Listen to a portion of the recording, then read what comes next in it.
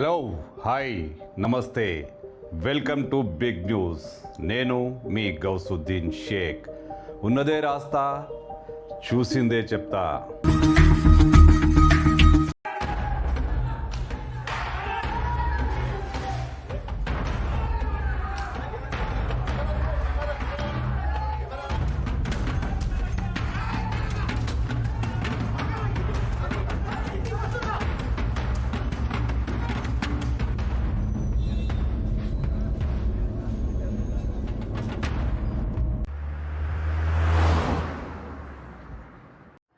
ఈ వీడియోలు చూస్తుంటే ఒక న్యూస్ ఛానల్ కార్యాలయంపై బీఆర్ఎస్ కార్యకర్తలు, బీఆర్ఎస్ విద్యార్థి విభాగం కార్యకర్తలు దాడి చేశారు. ఎస్, అది దాడి, అది నిరసన అని బీఆర్ఎస్ ఎంతగా చెప్పుకున్నా అది దాడి.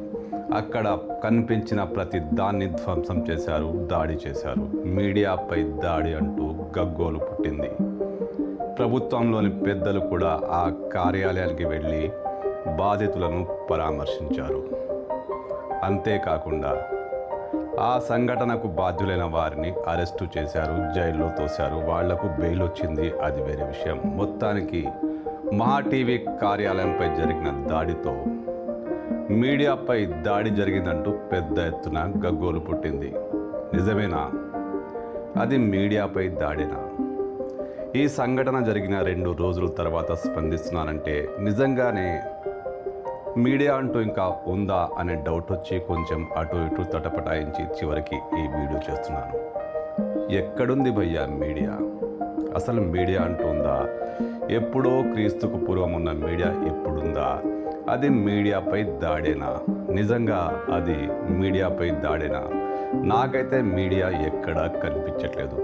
మీడియా పేరు వెనుక మీడియా ముసుగులు, మాఫియా సంస్థలే కనిపిస్తున్నాయి. ఎస్, మీడియా ఎక్కడుంది? అన్నీ మాఫియా సంస్థలే. దాదాపు 30 ఏళ్ల జర్నలిజం కెరీర్లో నేను మీడియా సంస్థల్లో వస్తున్న మార్పులను, ప్రింట్ మీడియా, ఎలక్ట్రానిక్ మీడియా ఉద్భవించడం, రకరకాల మార్పులన్నీ దగ్గరిని చూశాను. అనేక సంస్థల్లో పనిచేశాను కూడా. అంటే మీడియాపై మాట్లాడే అర్హత నాకు పూర్తిగా ఉందని చెప్పడమే. సరే, విషయానికి వస్తే మీడియా ఎక్కడుంది? ఏదో కేటీఆర్పై అనుచితమైన థంబ్నెయిల్స్ పెట్టి ప్రసారాలు చేసినందుకు మహా టీవీపై దాడి చేశారు. ఎస్, దాడి చేస్తారు, కొడతారు, ఖచ్చితంగా కొడతారు. మరీ అంత అసభ్యకరమైన థంబ్నెయిల్స్ పెట్టి మరీ న్యూస్ ఛానల్ నడిపిస్తారా? ఖచ్చితంగా ఎవరికైనా మండుతుంది, దాడి చేస్తారు. ఆ విచారణలో ఫోన్ ట్యాపింగ్లో జరిగిన ప్రతిదీ వీళ్ళకే తెలుసన్నట్టు థంబ్నెయిల్స్ పెట్టి కేటీఆర్ ప్రతిష్టను దిగజారుస్తూ వార్తా ప్రసారం చేశారు. ఖచ్చితంగా ఎవరికైనా కోపమే వస్తుంది. అయితే అది మీడియాపై దాడి అంటే నేనేంత మాత్రం ఒప్పుకోను. అసలు మీడియా సంస్థలే లేవు. ఇప్పుడు తెలంగాణలో కానీ, ఆంధ్రాలో కానీ, ఇండియాలో కానీ మీడియా సంస్థలు ఉన్నాయా? సరే, ఇండియా విషయం వదిలేద్దాం.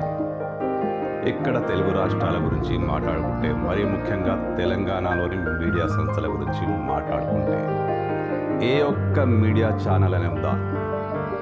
ఏ ఒక్క మీడియా యాజమాన్యమైన ఉందా? ఏ పార్టీకి కొమ్ము కాయకుండా, ఏ పార్టీకి బత్తాసు పలకకుండా ఛాలెంజ్ చేస్తున్నా. ఎవరైనా ప్రూవ్ చేసుకోండి. పెద్ద పెద్ద మాటలు మాట్లాడతారు, రకరకాల కామెంట్లు చేస్తారు, సమాజం కోసం ఉద్ధరిస్తున్నట్టే తమ మీడియా సంస్థలు ఉన్నట్టు చెప్పుకుంటారు. కానీ ఏ ఒక్కరు కూడా నిష్పక్షపాతమైన వార్తలు ప్రసారం చెయ్యబోరు కూడా. ఇప్పుడు మహా టీవీ అదే చేసింది. ఎవరినో ఒప్పించేందుకో, ఎవరినో మెప్పించేందుకో ఇలాంటి వార్తా కథనాలు ప్రసారం చేసింది. అయితే మహా టీవీ ఒక్కటేనా? మీడియా సంస్థలని స్లాటర్ హౌస్లు అంటూ బీఆర్ఎస్ నేత ఒకరు పెద్ద ఎత్తున స్టేట్మెంట్ ఇచ్చారు. మరిన్ని సంస్థలపై దాడులు చేస్తామంటూ ఆయన డైరెక్ట్గానే వార్నింగ్ ఇచ్చారు. అది స్లాటర్ హౌసే.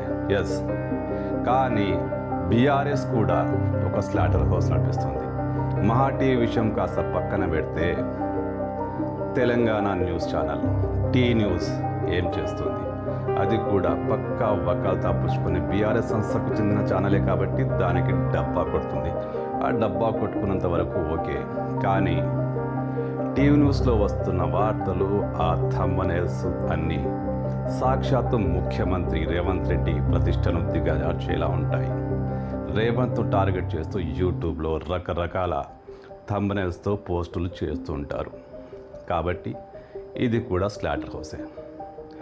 ఇంకా వేరే ఛానల్, ఇంకో ఛానల్, ఈ ఛానల్స్ అన్నీ ఏదో ఒక పార్టీకి అనుకూలంగా, ఏదో ఒక రాజకీయ నాయకుడికి అనుకూలంగా వార్తా కథనాలు ప్రసారం చేస్తాయి. అసలు వార్తలు ఎక్కడొస్తున్నాయి?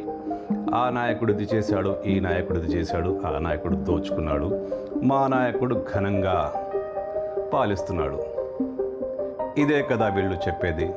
ఒకరు ఒక పార్టీకి అనుకూలమైతే మరొకరు ఇంకో పార్టీకి అనుకూలం.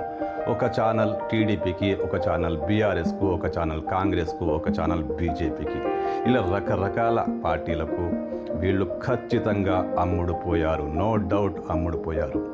వేరే పార్టీ చేస్తే వ్యభిచారం, వీళ్ళు అభిమానించే పార్టీ చేస్తే సంసారం అన్నట్టుగా వీళ్ళ వార్తా కథనాంశాలుంటాయి. నిజంగానే ఇది జరుగుతోంది. ఎందుకు చేస్తున్నారు? ఖచ్చితంగా అమ్ముడుపోయారు. జర్నలిజం పేరుతో వీళ్ళు పక్కా మాఫియా వ్యాపారం చేస్తున్నారు. ఏ ఛానల్ అయినా ఛాలెంజ్ చేసి చెప్తున్నా, ఒక్కరైనా గుండె మీద చేసుకొని చెప్పండి, మేము ప్రజల కోసమే పని చేస్తున్నాం అన్నట్టు. మీ టైటిల్స్ రకరకాలుగా ఉండొచ్చు, కానీ మీరు ప్రజల కోసం పని చేయట్లేదు. స్లాటర్ హౌస్ కాకపోతే ఇంకో హౌస్ ఖచ్చితంగా నడిపిస్తున్నారు. ప్రజలకు అనుకూలమైన, ప్రజల ఆకాంక్షల మేరకు ఏ ఒక్క వార్త మీలో ఉండదు. ఎప్పుడూ ఒక పార్టీని దుమ్మెత్తిపోయడం, మరొక పార్టీని ఆకాశానికి ఎత్తేయడం. ఇలా తెలంగాణలోను, ఆంధ్రాలోను ఇదే జరుగుతోంది. ఇక వార్తాపత్రికలు, ఇవి నిస్సందేహంగా ఆయా పార్టీలకు కరపత్రాలే. తమ పార్టీ ఏం చేసినా అది అద్భుతం అంటూ రాస్తారు. మరో పార్టీ మంచి చేసినా అదో ఘోరం అన్నట్టు రాస్తారు. ఈ పత్రికలు కూడా ఇంతే. ఇక డిజిటల్ మీడియాలు, ఇవి ఆయా పార్టీలకు అనుబంధ సంస్థలు.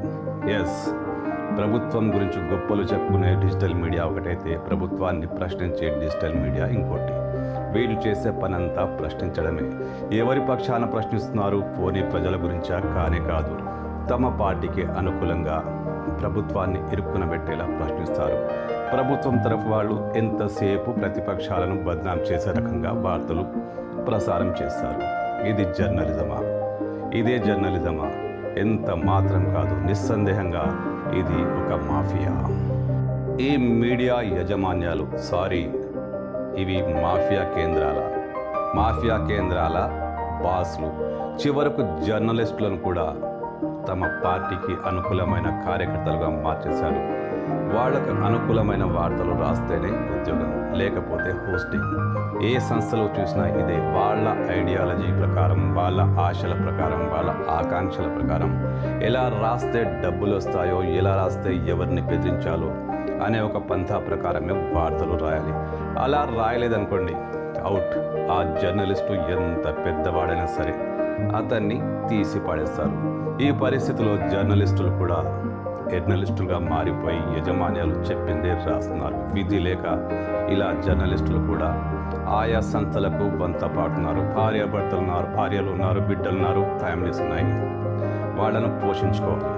అలాంటి టైంలో జీతం కావాలి కాబట్టి యజమానులు చెప్పిందే రాస్తున్నారు.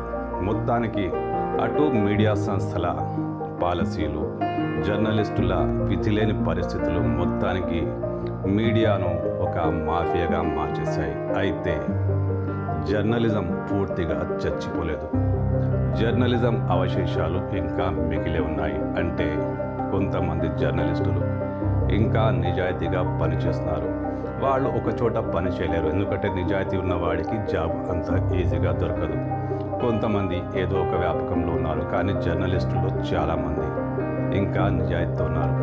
కానీ పెద్ద సంస్థల్లో పనిచేస్తున్న జర్నలిస్టులైతే విధి లేక, మరో మార్గం లేక, గత్యంతరం లేక దాసోహం అనిపోయారు. అంత మాత్రాన నిరాశపడాల్సిన అవసరం లేదు. కొంతమంది జర్నలిస్టులు ఇంకా ఉన్నారు, ప్రజల పక్షాన పనిచేస్తున్నారు. ఈ మీడియా మాఫియాగా మారిపోయిన ఈ జర్నలిస్టులు బతికినంతకాలం జర్నలిజం బతికే ఉంటుంది. కానీ ఈ మీడియా మాఫియాను నియంత్రించేదెవరు? ప్రభుత్వానికి ఇలాంటి వాళ్ళే కావాలి. ఇలాంటి మీడియాలే కావాలి.